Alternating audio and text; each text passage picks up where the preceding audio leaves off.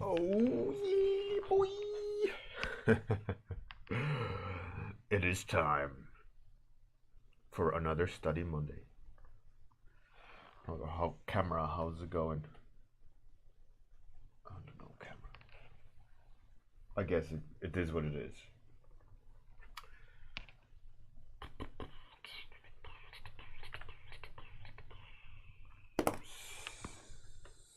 Study Monday, yeah. Yeah. Hey Hatsuki, how's it going? How was the weekend? My weekend was filled with family stuff. Pretty nice. I didn't paint that much. I painted Saturday morning while having coffee. That's about it. Then nothing. Absolutely nothing. I worked a little bit on my lecture. Can you see? This is the notes of a madman. And then some more notes and some explorations and some thinking. But yeah, this is how I think. Throw a hand grenade in there, and then it explodes, and then there's a red line of weirdness. Hey Zealin, how's it going? Oh yeah, you better believe it. It's a Study Monday. It's the warm-up Study Monday. Or actually, wait a second. Do that, and that. There you go. Now circle is complete. Receive warm-up Study Monday. Make microphone, what you doing? Hey Dr. Sheldon, how's it going? How are you? You guys have less than a week for round 4. FYI. You better start nailing those entries down because it's reaching final almost. It is madness, I tell you. I should set up a deadline, countdown. I mean, the countdown isn't working at the moment. I will have to do that today, and I will post a fair warning on Discord. And anyone who listens now, Friday's deadline. Be aware. Oh no, Gria, what did you do? Oh no. What up, Gria? I hope everything is fine with you, sir. Oh, it's your birthday today, Atsuki. Oh, Jesus. Oh, Jesus.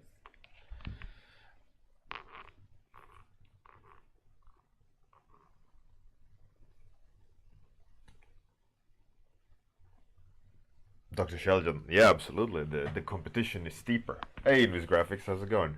Just because Atsuki is your birthday, I will serenade you the sweetest song ever heard to humankind. Here we go. Vad är det för dag idag? Det är ingen vanlig dag, för det är Atskis födelsedag. Hurra, hurra, hurra. Hurra, hurra, hurra. There you go. For you. Exclusive. Right here on Warmup. Hey, Cosmoverse. Yeah, so the reference above is from Jean-Leon Gerome, one of my one of my favorite painters. He's like a Napoleonic era painter, like realism painter kind of. I absolutely love the painting style. I love the way he uses light and focus and contrast to direct the eye. And I thought I'd do a study of it and introduce you to one of my favorite painters. Jean-Leon Gerome. If you type apostrophe ref, you will get the name and the reference. I mean, it's a big challenge to make a masterful painting like this in 30 minutes. But here we go. Let's do this study. So what I want to study, I feel, is the use of shadows. The shadows, the rhythm of the shadow and light, and the way the juicy colors are, right? And I feel like the shadow tone is extremely warm, so I want to start warm. And I'm gonna look at I'm going to lose a lot of subtlety because I've opened the window and I have sunshine blasting in my face. So I'm hoping it's not going to be way off in terms of accuracy. But yeah, I'm going to try to layer the painting as well and attempt to not overwork a lot of the areas, like we discussed the other week about texture marks, right? Brush marks and so on. I'm gonna try. That's not what I'm gonna try. Hey, Frenchy, how's it going? Gria, yeah, absolutely, do it. Miguel, hola, ¿cómo estás? So I'm gonna try to kind of think about direction, brush mark, and layers, right? I'm gonna try to think about the paint I need to put on top, right? That's what I mean about layers, and I don't mean about Photoshop layers. I mean about how I'm gonna build the painting. I'm gonna try to be a little bit more aware of it because of the discussions we had last week about textures and so on.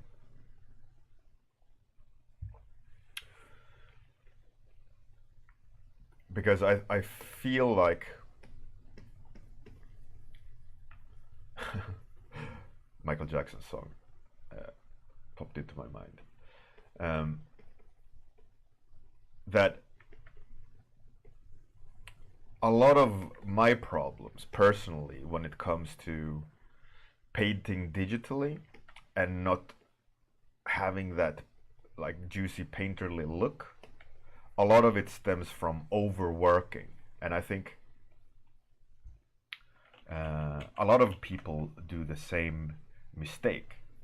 I mean, especially as a beginner, English, as a beginner, I notice it in a lot of artists who are yet seasoned, right? And by that I mean artists who are very used to their painting style and in return can control the output in a very beautiful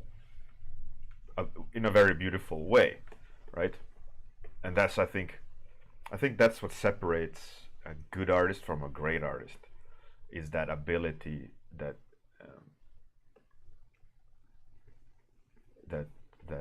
fingertip sensitivity, you know, like just a little bit more over there, just a little bit over there to make it really sing, or make a big brush mark and then just do a little bit of a mark on top and it's absolutely singing, you know. I think that separates a good from a great.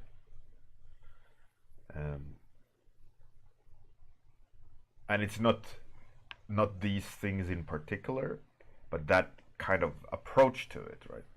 That kind of thinking is what makes, I think, a huge difference. So I personally feel that my art needs a little bit more I guess, control over the brush marks. I want that a little bit more of impressionistic look. But I feel that my problem is my line of work, right? There's no use in production art of impressionistic brush marks other than mood paintings, right? If they want to get the sense of a location, yeah, that's great. Great to do a mood painting, but for production, it's pointless. Right? No one can model brush marks. So in that return, it's a little bit tricky, you know. So my thinking here, right? Why I want to practice a little bit of being aware of brush marks and so on is I want to obviously combine the two, production art and a little bit more of artistic flair, just to I guess influence the clients slightly about the fact that a little bit of mood is good rather than just super clean production art. I think there is something to be said about that, and overworking art, you know, because a lot of 3D artists that get handed the concept art, they are very proficient artists in their own right. You know, they can look at something and understand it, but with most things, like, realism comes into play, right? Even though, like, this painting is realistic, it's not photographic realism, and that's where like production art comes into play, where it's a little bit, you know, you can't be sketchy in that sense unless you support it with photographic references, I guess. But then you're going to have the artistic style versus the output of the product, you know. Maybe they don't gonna have a sketchy style. Maybe there will be lots of things lost in translation. You know, it's a bit weird that, you know, like, everyone is striving to be this fantastic painter and style, but, you know, yeah, it's a bit. I don't really personally really know, like, what to make out of it, you know.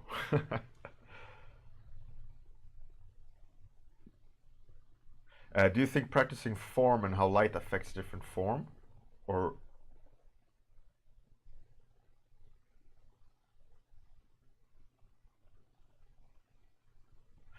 wait, that's misunderstood. Or do you think that that's something you notice over time from practicing? No, I mean, I think I got it. I think I understand what you mean. I think what I've mentioned this before,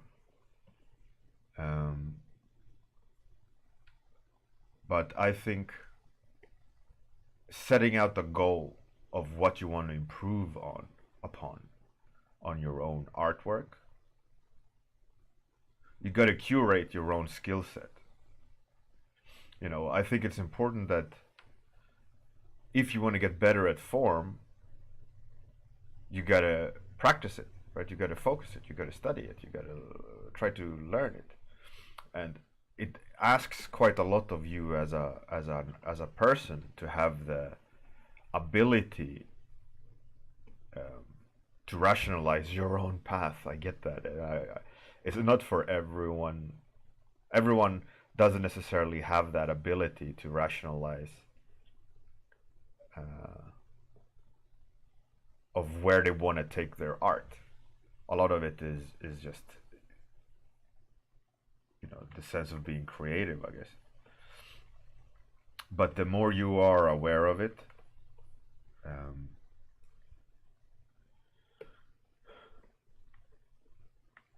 or or the more you practice, how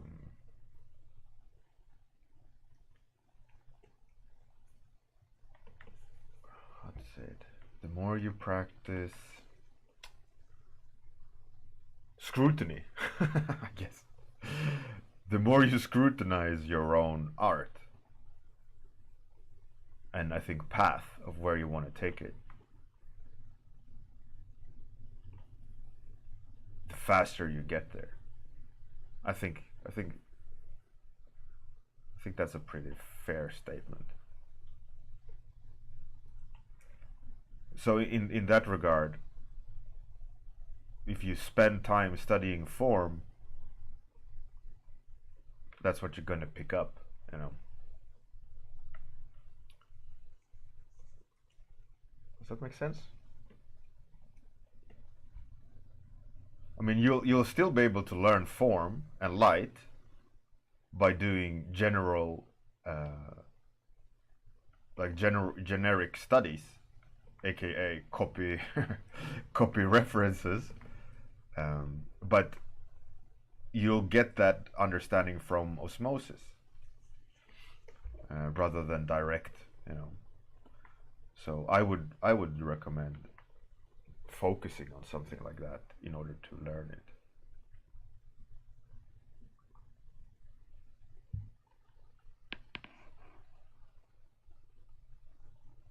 Hey Kirill, how's it going?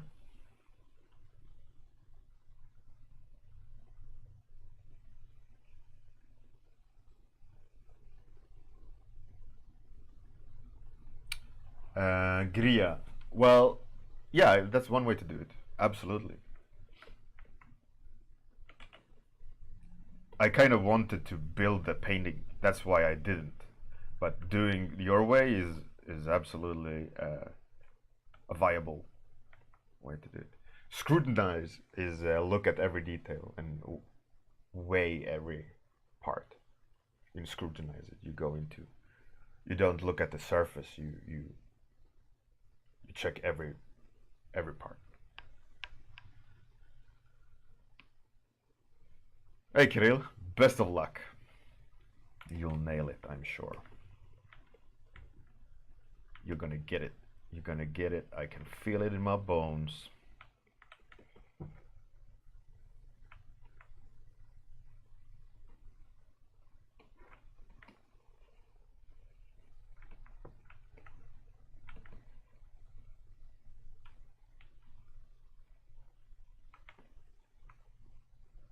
See that he's using a lot of the same colors, which is quite cool. He mixes in green and blues to mute them.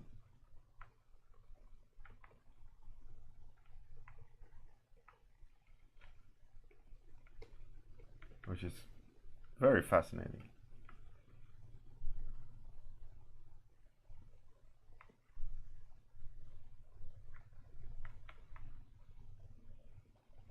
And I don't want to flip the canvas.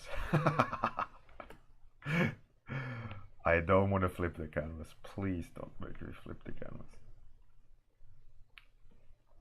I'm gonna leave it unflipped. I don't want to see. I don't want to get a cold shower of. I know everything is crooked. I know. I don't need to. I don't need to see it. I don't need to see it. Ignorance is bliss. Here we go.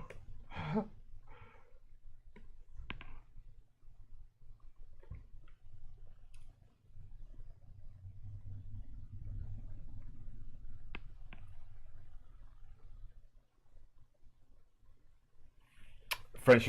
Oh, that's really interesting. Did you put the result online anywhere, perhaps? I would love to see your take on that technique, because it's a quite fun technique, isn't it? It's quite liberating, and it allows you to kind of just build the image, right?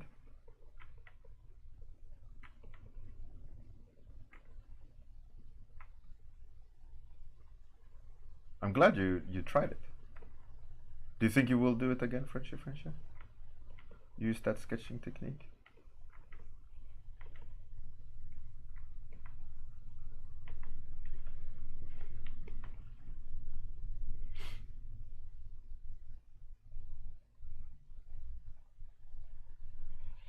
tangent? Oh, the cast shadow? I think it's on purpose. I think he wants the Piper to pop.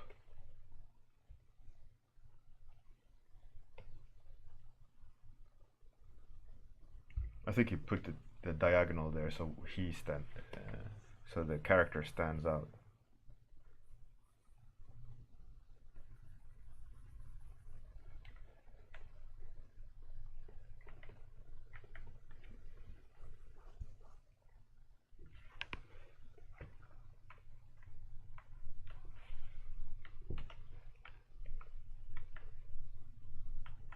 That itself could be a study. Why did Mr. Gerome decide to do that? And then you try to find proof for it.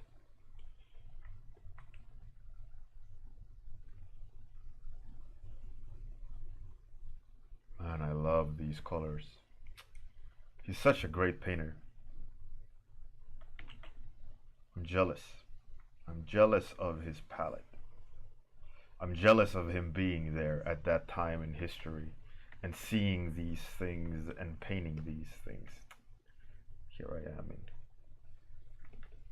my office looking at Egypt in 1800s something.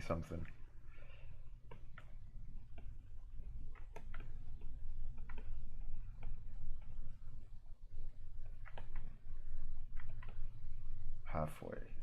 I'm not gonna have time to finish this, I think, unless I'm way heavier, more heavy-handed, I mean. Okay, let's go faster. Faster means more mistakes.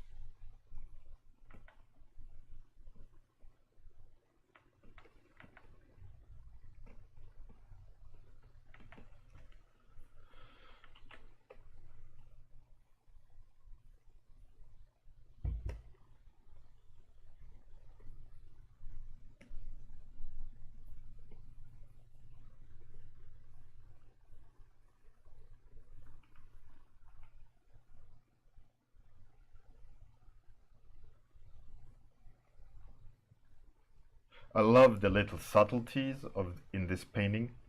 Like if you if you look at where I'm painting now, but on the reference, you'll see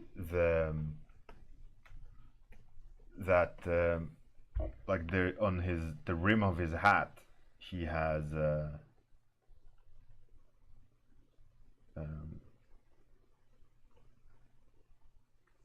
orange and greens and quite a lot of saturated colors. Like very subtle. It's fascinating. And even on his coat, like at this exact spot here where I made a mark, but on the reference, you'll see that he has like a little spot of orange in there. It's just so beautifully done. I'm so jealous of just not jealous. I take that back. Not jealous, but impressed of all the like small subtleties that sit together and makes the light coherent. But there's so much subtleties and color shifts that are coherent. You know, they work together all the time. So good.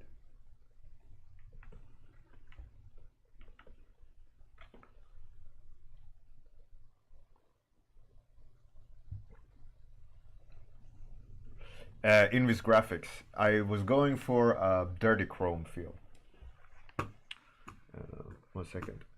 I'm gonna switch the display off for a small microsecond, just so that I don't show anything.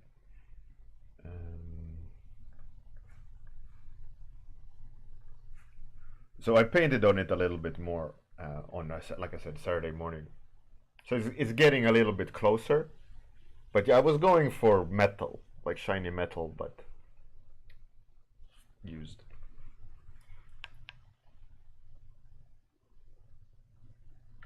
Art Jealous Monday. Yeah, for sure. No, but I think it's important. Like I'm going to have it as a part of my talk at IFCC. But I think it's important to have art goals of people you admire, of people that you feel are close to your heart. Oh shit, proportions are way off here. Because I think that with those artists that are at an absolute another level, not, I would say majority of modern artists are not at a level of mastery like these guys are.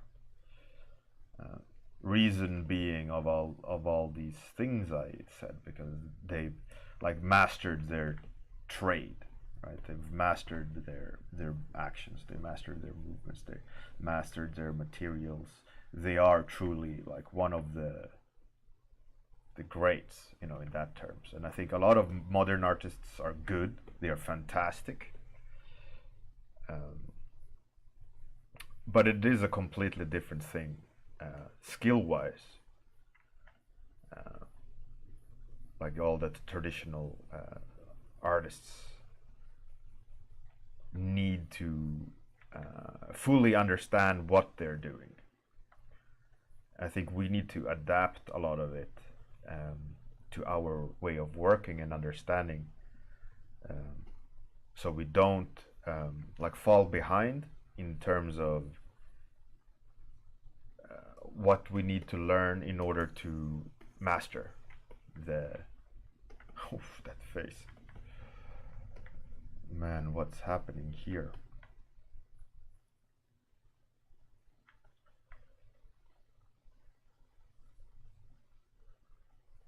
What is happening there?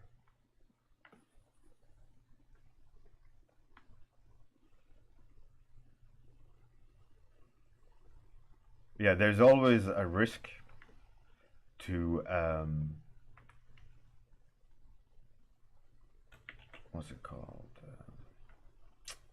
Be lazy or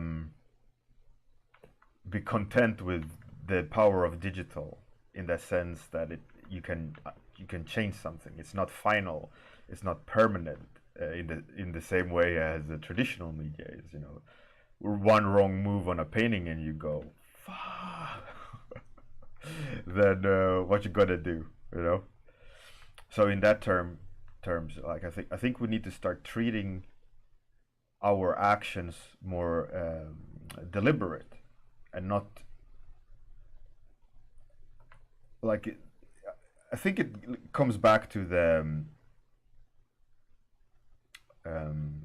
Jamie Jones brush mark topic again, that they are very traditional in the terms of their marks are permanent. They act more like they are permanent, right? So they don't go back and overwork areas, and they don't go back and liquefy and juggle. You know, they are quite more disciplined and deliberate and conscious about what they're doing.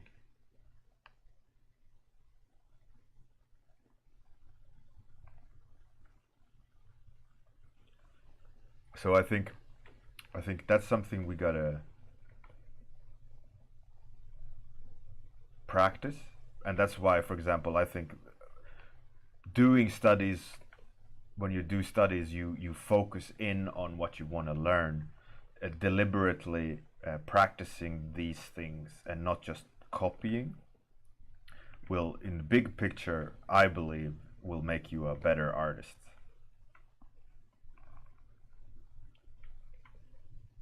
A more skilled and well-rounded artist in ways of, let's say, like traditional art is more.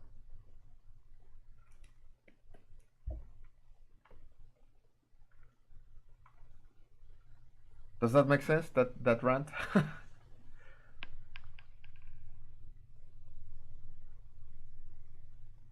Kirill, yeah, exactly. Being lazy so different from working on the economy. Captain Boss, please elaborate. Do you mean economy of brushes or economy as in lining your pockets with money because you need money?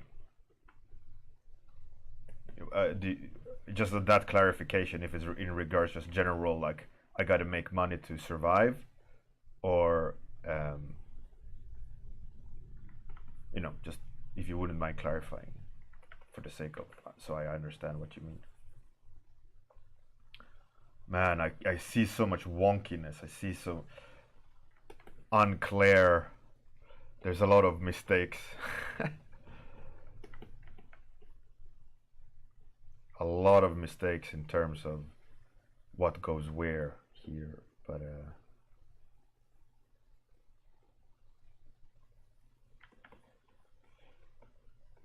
let's go. We don't have time.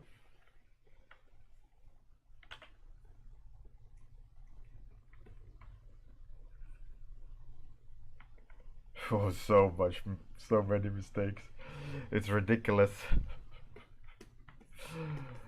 Save me.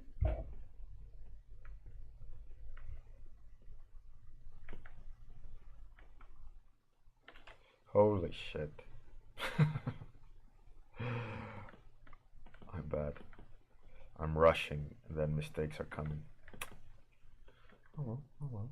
We live and we learn.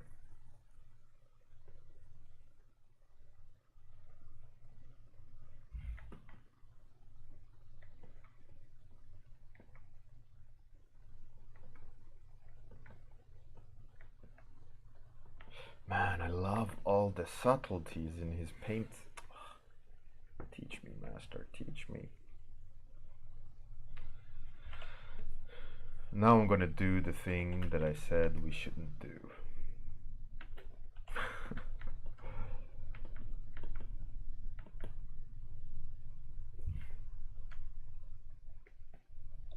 These little brown marks down here magically just makes it. Oh, it's the bottom of the floor, bottom of the wall. Mad skills.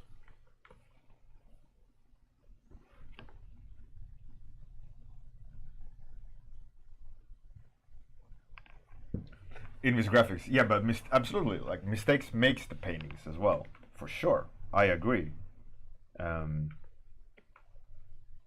But you can see on a lot of digital art that we don't use the mistakes.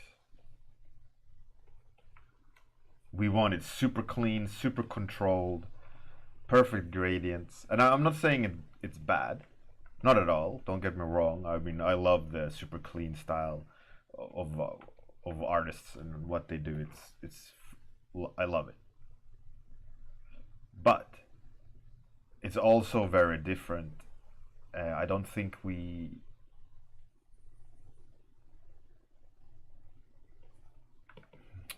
the treatment of the actual or the mastery of technique. I wouldn't say. I mean, it's not really lost because the computer or digital artists have lots of technique, and it's very much digital techniques, and there's a lot of, I wouldn't say mastery of it, because except Craig Mullins. But he has traditional skills, traditional art skills, and I think that might be the thing that translates, and that's what I think also makes the really good artists really good, is their traditional skills. I might get shit on, but I don't know. It kind of makes sense.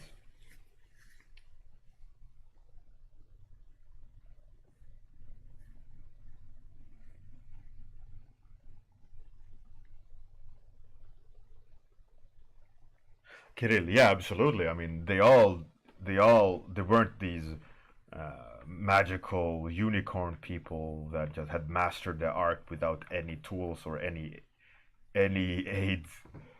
You know, they definitely had tools to make what they did really, really good. So, in that regard, you know, the traditional artists used tools too, you know, and those tools upgraded, and someone came up with a new technique or a new tool, and every fine artist started using that until it became standard and so on. Absolutely, that I'm not denying that fact, you know.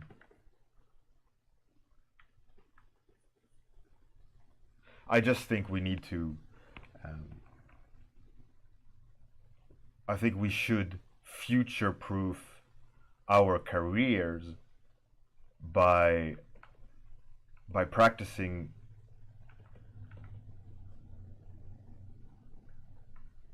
in a way that skills that won't change if the tools change. Does that make sense? Time is up. Yeah, Cosmoverse used it. Yeah, but you know, I think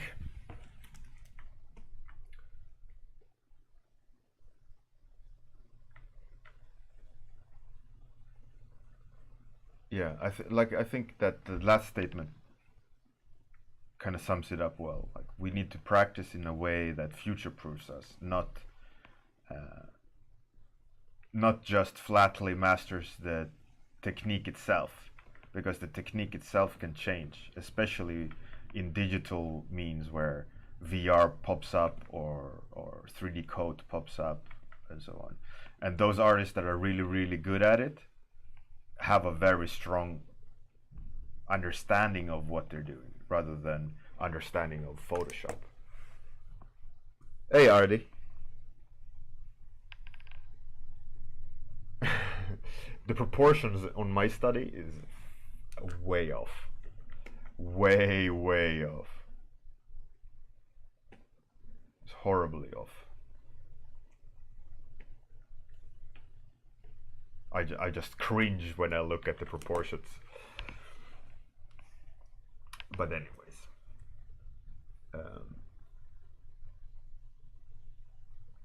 I think I learned something from the study. Um, I think one of the things I learned from the study, um, I tried to leave a lot of looseness in the marks, and there is areas which I like.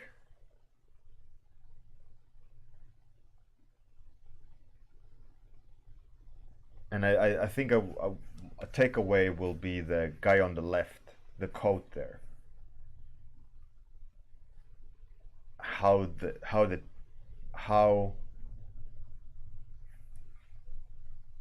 well, I'll do it like this, I'll show you. Like Gria's example of making a selection would probably have been the best. So what I think the takeaway would be, you know, you do all the subtle color shifts,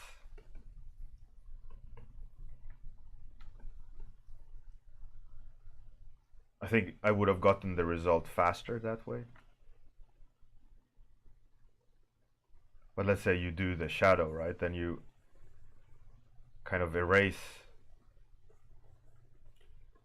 the shadow and you work a little bit more on the shadow itself. And I think what's important is to have them on a separate layer so you don't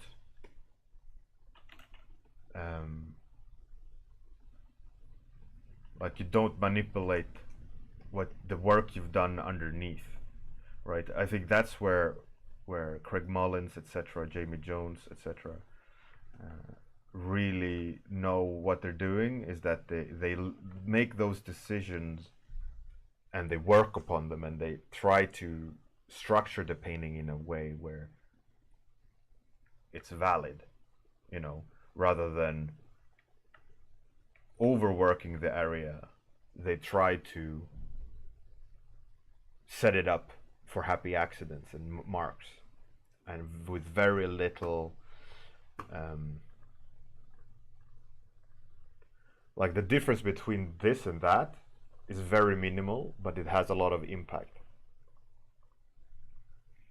So that's what I think is my takeaway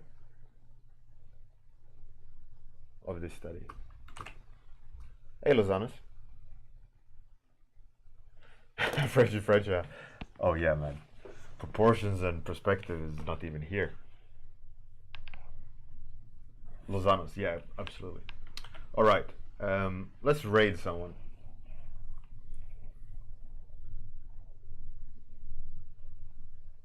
Let's raid.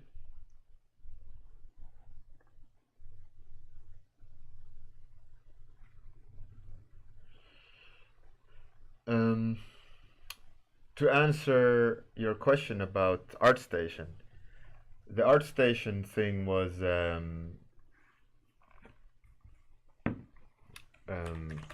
just about the news that ArtStation is going to remove the accumulative likes and views, and I'm all for it, you know, if that's what they want.